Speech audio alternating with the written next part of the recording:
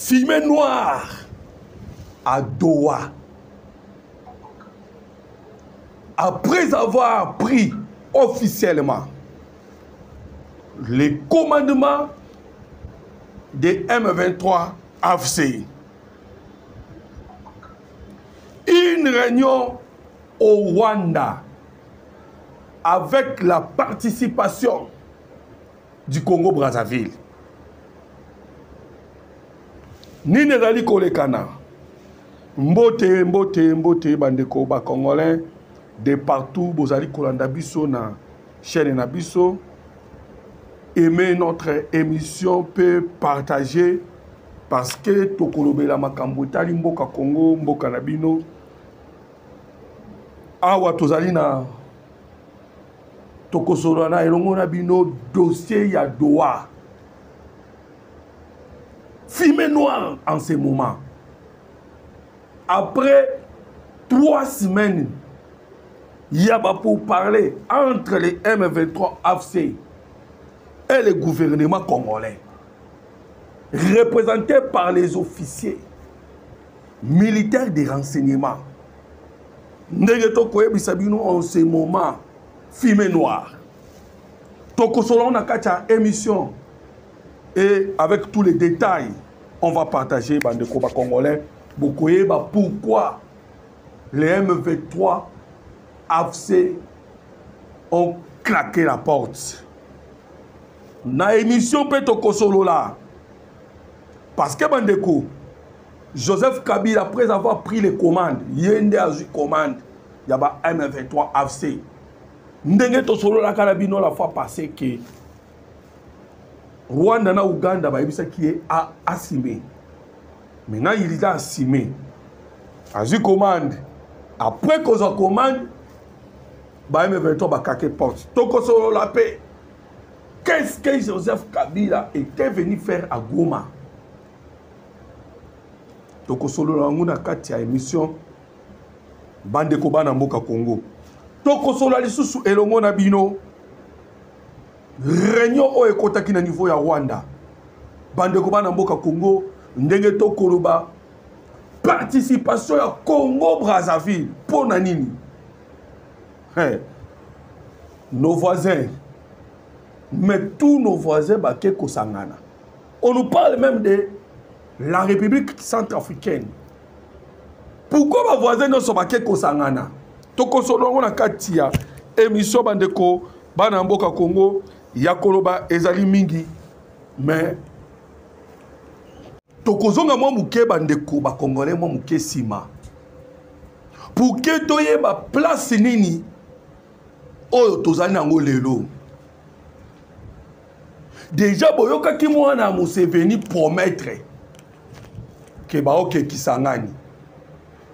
Et bien là, maloba na ya lobaki. Oh non, soki ngai naza congolais et que papa na nga congolais na kokende ko récupérer pouvoir ya papa na ngai. Museveni na mwana na ye balaka ki ke ba okende kisangani. Wana propos ya mwana Museveni ndenga lobaki ke soki nazalaki congolais et que nalinga ki na récupérer pouvoir ya papa na ngai. Il faisait allusion ya nani ya Joseph Kabila. Oyo bango bazala ki ko préparer pour que basala asso ya kisangani. Et bandeko ba congolais, c'était grâce aux Américains. Parce que boyoka ki Masad Boulos, l'envoyé spécial y a américain ou Aouteri Koya Awa. Ndega Lobaki. C'était grâce aux Américains de Batelemaki. Pour que Bakokana nous, Kosilisa, les pourparlers à Doha.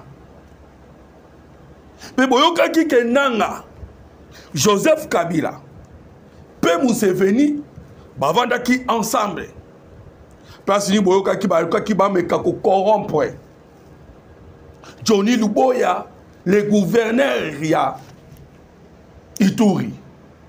De sorte que après ça va mon passage ba kende Kisangani. Mais bande condamné na outi ko annoncer bino. Ah ou to koloba en ce moment complot contre la RDC. Ils allaient toujours continuer. Mais cette fois-ci, ils allaient dans la opposition. Il y a des Américains ou des Anglo-Saxons. Qui sont en Belgique, en Allemagne. Et dans le complot, la France a dans parce que toi qui découvrir la déclaration de la France na niveau il y a Conseil de sécurité. Parce que le but de Joseph Kabila à Yeli na Goma, c'est d'abord, premièrement, na réunion de Bango Basalaki, ou en tout cas na Uganda, na Kampala, ils ont vu que utiliser Makenga, utiliser Laurence Kanyuka, utiliser Bertin Bissimwa. Mais malgré qu'on utilise les Congolais, conflit est comme Congolo-Congolais. Il fallait maintenant utiliser une personne influente comme un ancien président, de sorte que le conflit maintenant est comme un conflit avec Congolais et Congolais. Et c'est ce qu'ils ont fait. Et mais surtout qu'on va mettre Noawana et bandi la France avec Emmanuel Macron. Bande Congolais, pourquoi Emmanuel Macron? Et Emmanuel Macron parce que le Rwanda a dit qu'on protégeait l'intérêt de la France à niveau de Mozambique. Pourquoi la France n'a pas de conflit dans Bisso? Parce que l'Ouganda a dit qu'on a pétrole. Il y a lac Albert. Et lac Albert est allé pétrole dans le Congolais. Ouganda a causé en collaboration avec Total Énergie Yaba français. Où on a un conflit, ils ont dit voilà maintenant les Français ont insisté. Parce qu'ils ont compris que dans la minute où ils font face aux Américains, ils ont organisé. Ils ont besoin de congoliser Makambu avec Joseph Kabila, de sorte que carte na bango bazali kosa na CC. Bande ko ba Congolais boyebi que bazali kosa la carte o bazali kosa na CC, ezali carte o ba ko utiliser bamboka o to kutanga. Bazali ko utiliser Uganda, Rwanda, Kenya na moment o to koloba ba participer Zimbabwe et puis aussi na Congo Brazzaville.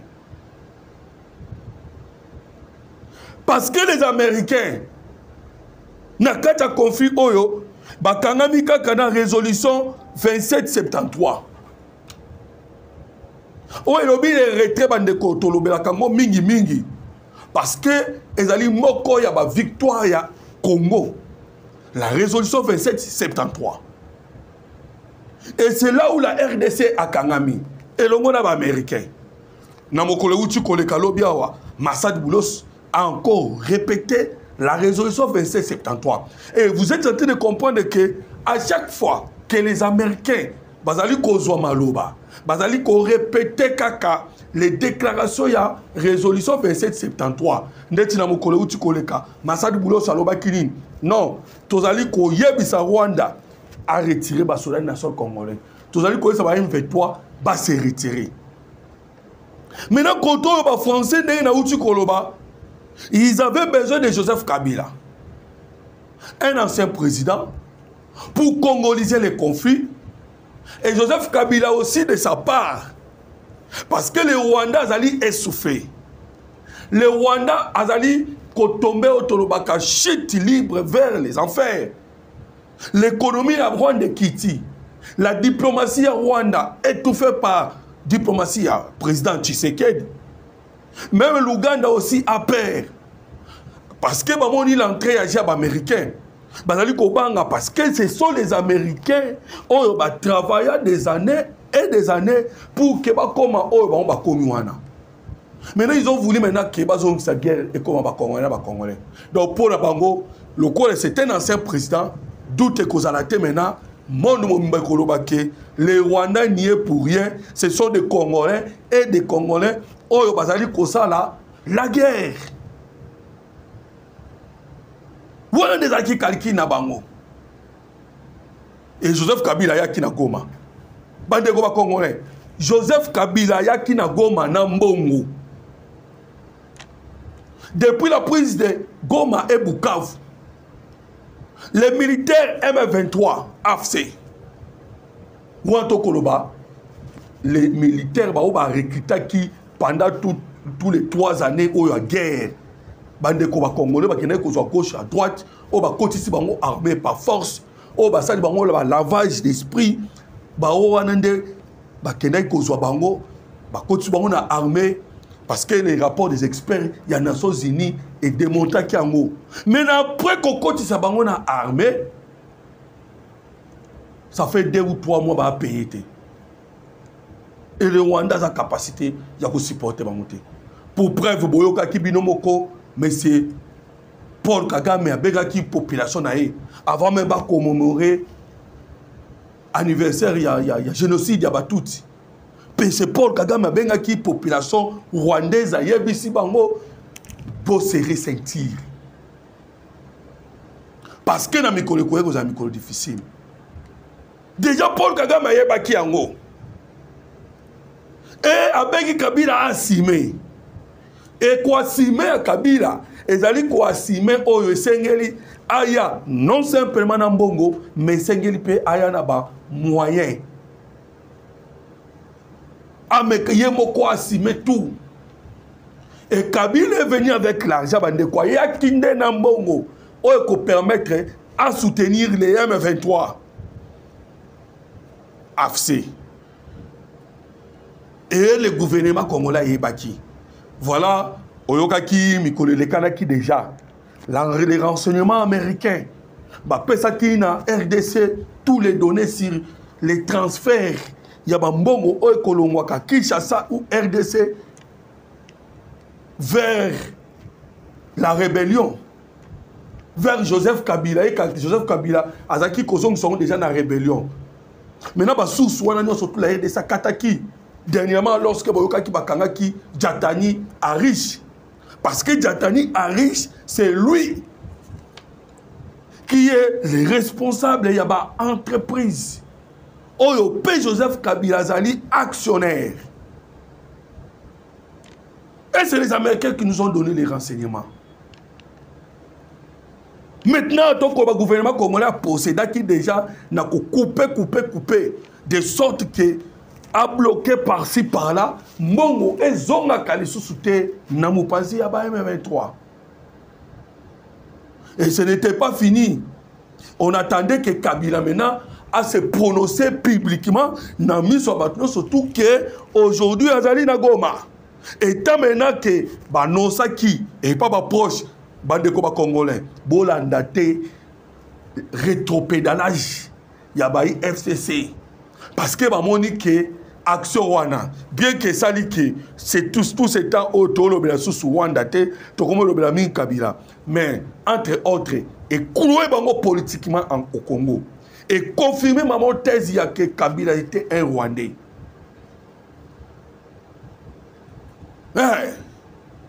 Parce que comme il ça le rétropédalage.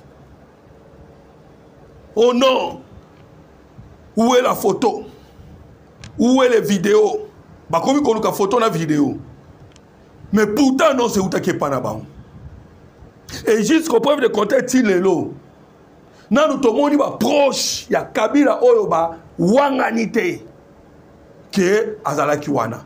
Ce qui avait annoncé que à Yegoma, Moko Nakatsabango, à tel Kolobate, que information Tolba Keza Lukuta. À mon côté.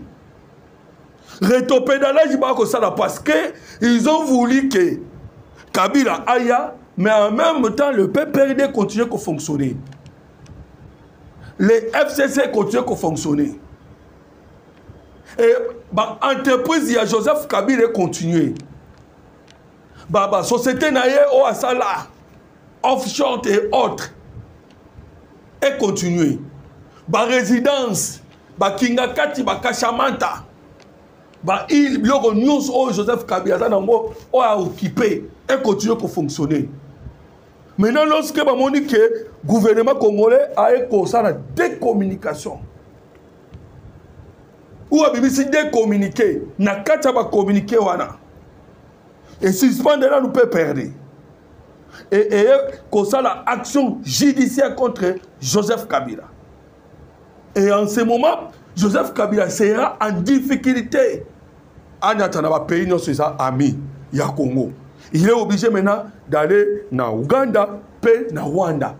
Aussi peut-être à Kenya. Mais Bamboka wana otokotanga. Les États-Unis d'Amérique ça mettre bango en garde pour leur dire que il faut pas se séparer. Il faut pas que sous-souter la action pour déstabiliser le Congo.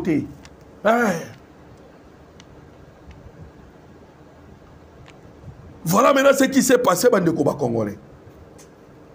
Mais la France ne semble pas encore vaincue. Oui, pourquoi? Parce que les Français vont continuer dans le manœuvre. Bangone Moutou, et le monde a Paul Kagame, baye kozwa médiation au Tokoroba, il y a fort en Simbwe. Ndego yoka ki na conseil de sécurité américain ba lebisa ki bango. Ba lebisa ki Paul Kagame. Mais les Américains savent que derrière Paul Kagame, ils allaient ba français. Mais bandeko ba congolais, na uta ko ebisa bino ke pourquoi la France a dit qu'on na kacha makambo? Je vous ai parlé du pétrole, il y a la Cadibert. Je vous ai parlé dans makambo, il y a Mozambique. Mais laissez-moi vous ajouter encore que la France est en colère envers Tshisekedi. Parce que Tshisekedi a bloqué. A bloqué les multinationaux na bango, mafieux, au bazali ko ça le pillage dans le sol congolais.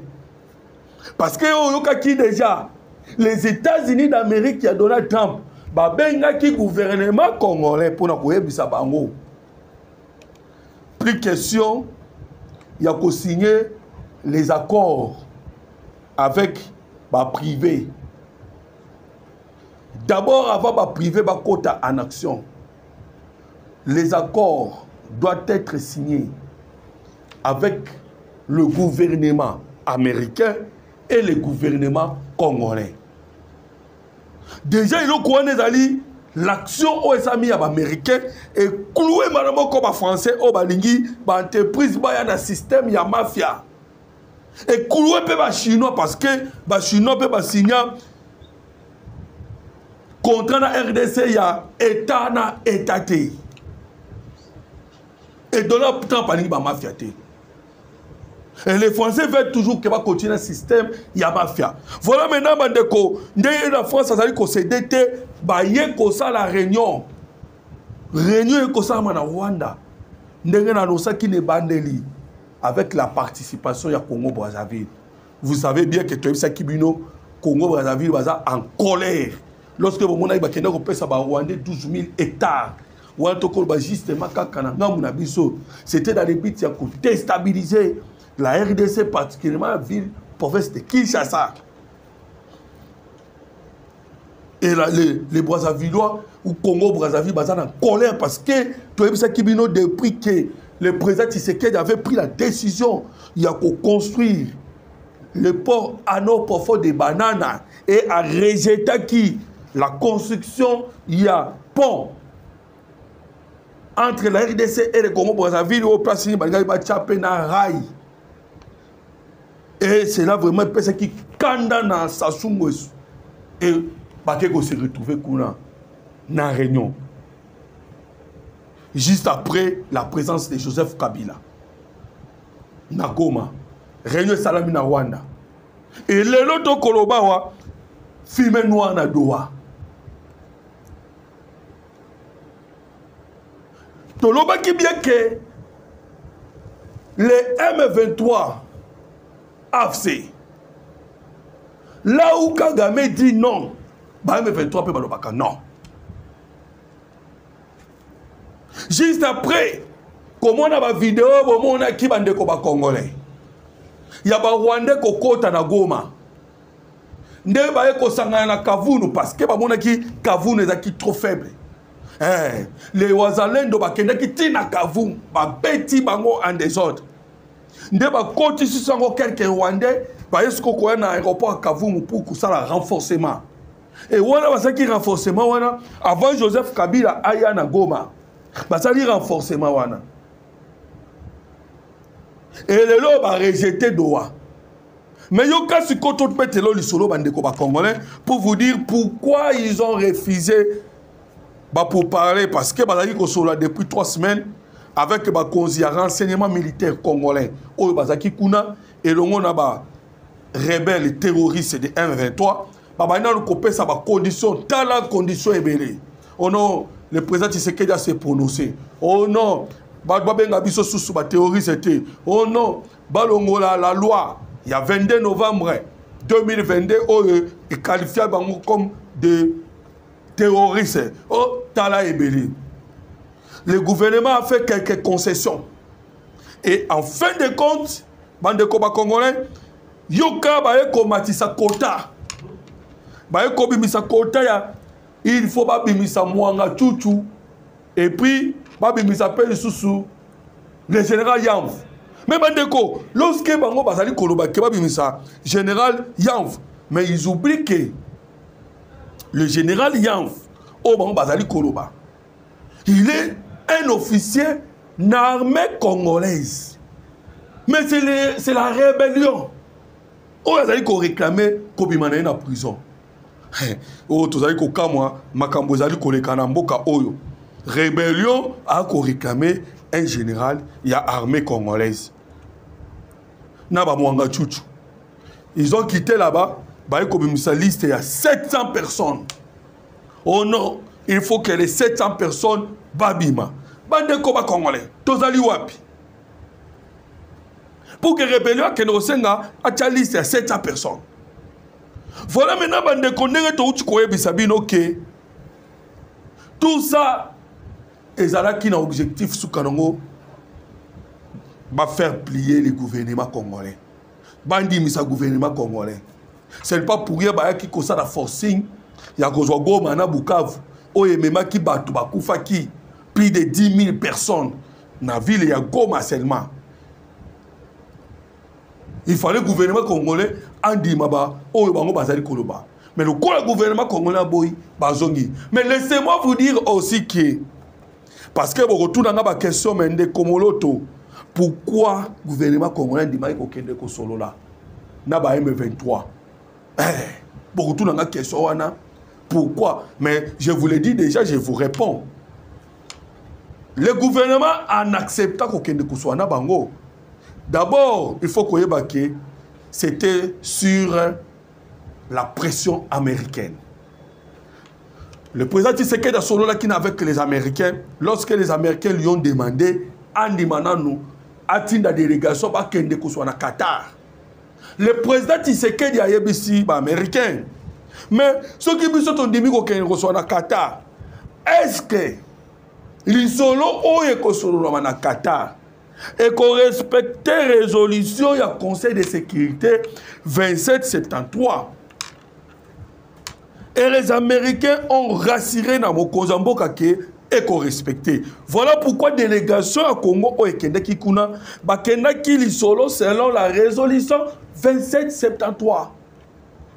Parce que dans la résolution 2773, ils allaient kolobela makambu ya Nairobi. Oyo et sengeli kuna na Nairobi ni salama na Nairobi et sengeli oyo balobaki que tous les groupes armés bakende na Nairobi pour que ba cantonner bango pe ba démobiliser bango et enfin ba yako réinsérer bango dans la société congolaise. Et voilà pourquoi le président Tshisekedi avait accepté. Mais le ngola non kondimawana, c'était aussi important qu'on accepte ma solo wana pour na 3 bits. Il y a du bosso et permettre l'armée congolaise à se réorganiser. Boyoka qui discours, il y a mon Kozamboka. Alors, que je vais faire la refonte totale de l'armée congolaise. Maintenant, ma solo à Qatar, le coup de Koliangonga, et ça qui moi cessé les faits Mokwana. Et dans le cas de cessé les faits, nous avons profité. Bon, on a qui Jean-Pierre Mbemba, attends, on a qui Congo Mobimba, pour nous aucun de ça le recrutement. Je vous l'ai dit, alors que le président Tshisekedi appelle ça qui est mission. À ça le recrutement, il y a 100 000 personnes. Et je vous l'ai dit que nous avons déjà plus de 100 000 hommes. Le corps les a secrets, il y a armé. Vous connaissez le nombre exact. Parce que depuis ce temps-là, jusqu'au jour d'aujourd'hui, on continue toujours de recruter Bandekoba Namboka Congo pour pas côté armée. Et c'était le moment, il y a qu'à réorganiser. Bon, on a qui la fois dernière, le ministre de la Défense, Guy Kabongo, moi j'invite à Kendaki, Kolanda célébration, il y a un officier à Suka. Parce que, et belé à armée na biso, tokutana ki na 4 sortes na armée, ngonga tel mezate, moyena kota na ba détail, ya kotali sabino, ce qui se passe na armée à te. Mais na moukouse, les 3 objectifs qui poursuivent. En attendant na kachaba pour parler à Doha, tozali qui profiter pe na moyen, ya tampoto réorganiser notre armée. Mon quoi objectif. Et l'autre objectif c'est kinini, to gagner temps.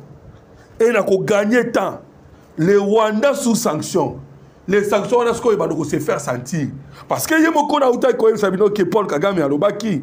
Les jours à venir kozala, les jours difficiles. Maintenant, sanctions pour se faire sentir parce que des sanctions ali envers bango, il faut prendre du temps. Voilà na ko prendre du temps pour que sanctions écoutaient bien. Et troisième objectif, et ça, la négociation avec les États-Unis d'Amérique. Au moment où il y a eu agitation, il y a M23, agitation, il y a Rwanda, agitation, il y a Ouganda. Ouganda, qui écoute Moussika. Lorsque Massad Boulos Bakende Kunabi, mais vous allez faire la négociation, Nati Sekedi, mais la négociation, Nati Sekedi, sans nous, ça ne passera pas. Si vous êtes venu à Kolobake, ça va passer. Mais vous êtes venu que ça va passer. Et ça, cela a déjà passé. Voilà maintenant, le gouvernement congolais profite d'un moment pour que tu fasses passer les deals entre la RDC et les États-Unis d'Amérique. Bande Koba Namboka Congo. Alors, vous avez compris que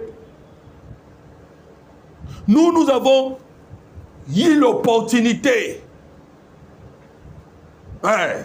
Nous avons eu l'opportunité dans Katia Makambouana pour que tu faire avancer les pions et les cartes na biso. Nous sommes mais les M23 viennent d'annoncer et la guerre a repris directement dans le niveau de Walikale. Guerre raison qui bandeko.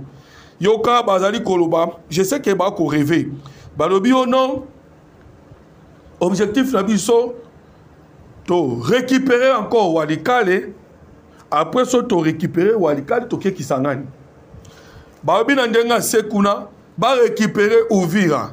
Après ça, si on récupère Uvira, on récupérer Kalemi. Avec en tête Joseph Kabila comme commandant. Mais Bandeko, Tikana et Bisabinoke, les M23 ont raté. Même Paul Kagame et Museveni, raté chance. Yamounene, raté une occasion. Pourquoi Tokolo Bongo? Parce que la décision des Américains, ils allaient faire peur même le Français. Les Américains ont dit ceci. Nous sommes déterminés jusqu'à ce que de faire retrouver la paix au Congo. Et dernièrement, Balobi va utiliser 2 armes. Ils vont utiliser la diplomatie. Ils vont encore utiliser l'économie. 2 armes, ils vont utiliser pour obliger la paix à niveau de l'Est à Congo. Ils vont utiliser des armes. Mais lorsque nous vous disons que les Américains vont utiliser les armes, il y a économie, il y a diplomatie. Vous comprenez que déjà que armes et économie, c'est des sanctions. Déjà en ce moment, les sanctions que les Américains Pesaki et pas ya Rwandais, Congo. Les sanctions qui James Kabarebe avec Laurence Kanyuka déjà est affecté Bango. Et les Américains bakendaki musika pour dire que même tout Américain est en contact avec James Kabaré et Laurence Kanouka, même na ba entreprise à niveau Europe, l'Américain là sera sanctionné. Et on constate que directement Kati bango déjà. Et tant que les mêmes Américains, le Kobabi qui va utiliser les deux armes, on a il y a économie, peine à diplomatie. Vous savez que les Américains sont forts. Dans le niveau, il y a un renseignement. Lobby a secret. Il y a entreprise Tracy. Il y a Luxembourg. Et on a compris pourquoi Luxembourg a bloqué les sanctions envers le Rwanda. Mais ce sont les Américains qui ont mis un secret. Et les mêmes Américains, comme déjà, ils ont trouvé leurs intérêts. Les Américains vont s'acheter un intérêt dans le le corps va trouver déjà un intérêt dans le Bango. Déjà à niveau, il y a S à Congo. Nous allons utiliser armes et économie et diplomatie. Vous allez voir comment ils vont faire pression. Nous allons tout collaborer avec le Rwanda. Dans le niveau de la diplomatie. Ils vont faire cette pression jusqu'à ce que la guerre est aussi là. Bande Koba Congolais, Yebaka ke Rwanda Oto Kolobalelo Oyo. C'est toujours grâce aux anglo-saxons. J'aime répéter cela parce que ils ont une histoire na biso. Ils ont qui bango ne mutu bako sa biso guerre na est. Ndenge toloba.